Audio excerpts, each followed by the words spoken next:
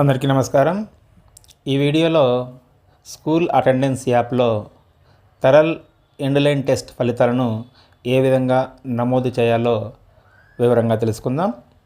మనందరికీ తెలిసిందే, మార్చి 26, 27 తేదీలలో అన్ని పాఠశాలల్లో ఎండ్ లైన్ టెస్ట్ను నిర్వహించాల్సిందిగా ఇదివరకే ఆదేశాలు ఇవ్వడం జరిగింది.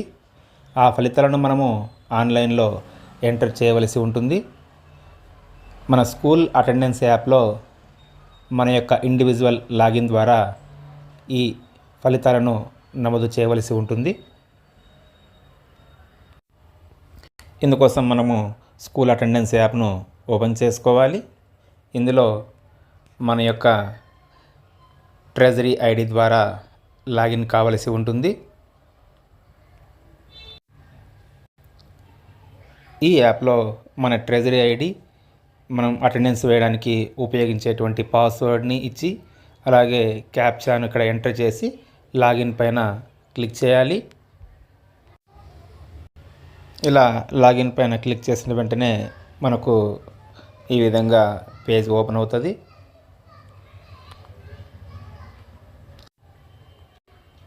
ఇక్కడ మనము కిందికి స్క్రోల్ డౌన్ చేసినట్లయితే చివర్లో తరల్ అనేటువంటి ఒక ఐకాన్ మనకు కనిపిస్తూ ఉంది.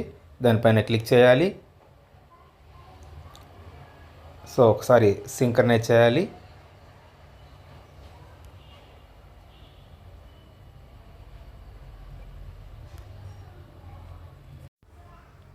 ఇక్కడ లెర్నింగ్ ప్రోగ్రెస్ పైన సెలెక్ట్ పైన క్లిక్ చేయాలి. ఇప్పుడు మనం ఎంటర్ చేయవలసింది ఎండ్ లైన్ ఫలితాలు కాబట్టి తరల్ ఎండ్ లైన్ని సెలెక్ట్ చేసుకోవాలి. తర్వాత మనం ఏ క్లాస్కి అయితే ఫలితాలను ఎంటర్ చేయాలనుకుంటున్నామో ఆ క్లాస్ని సెలెక్ట్ చేసుకోవాలి. సెక్షన్ని సెలెక్ట్ చేసుకోవాలి.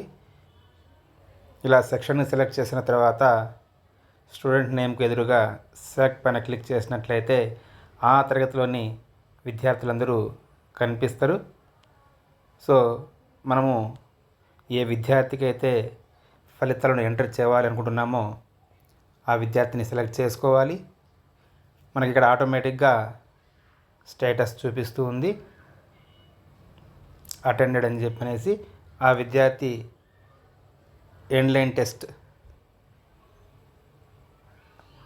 హాజరై ఉంటే అటెండెడ్ అని చెప్పని మనం సెలెక్ట్ చేసుకోవాలి. అలాగే శాంపిల్, ఆ విద్యార్థికి మనం ఏ శాంపిల్ని ఇచ్చామో ఆ శాంపిల్ని సెలెక్ట్ చేసుకోవాలి. అయితే ఇక్కడ బేస్ లైన్కి మిడ్ లైన్కి ఉపయోగించినటువంటి శాంపిల్ని ఉపయోగించకుండా మరో శాంపిల్ని ఇక్కడ మనము ఉపయోగించాల్సి ఉంటుంది.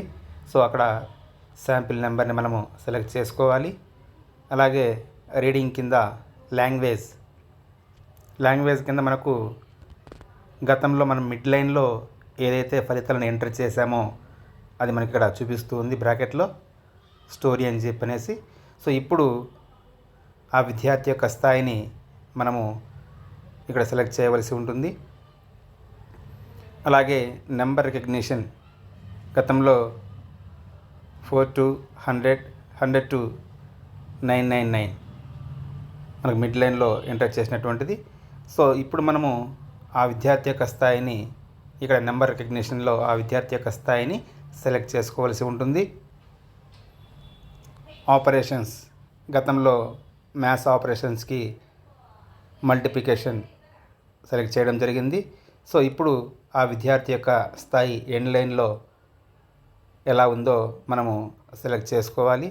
సెలెక్ట్ చేసుకున్న తర్వాత అప్డేట్ పైన క్లిక్ చేయవలసి ఉంటుంది. So assessment data submitted successfully అని చెప్పి మనకు చూపించడం జరుగుతుంది. సో దీంతో ఆ విద్యార్థికి సంబంధించినటువంటి ఎండ్ లైన్ ఫలితాలు నమోదయ్యాయి. సో ఇదే విధంగా అన్ని తరగతుల అంటే 3, 4, 5 తరగతుల విద్యార్థులందరికీ కూడా ఇదే విధంగా ఎండ్ లైన్ ఫలితాలను నమోదు చేయవలసి ఉంటుంది. థ్యాంక్ యూ అండి. ఈ వీడియో మీకు నచ్చినట్లయితే లైక్ చేయండి, సబ్స్క్రైబ్ చేయండి. Thank you.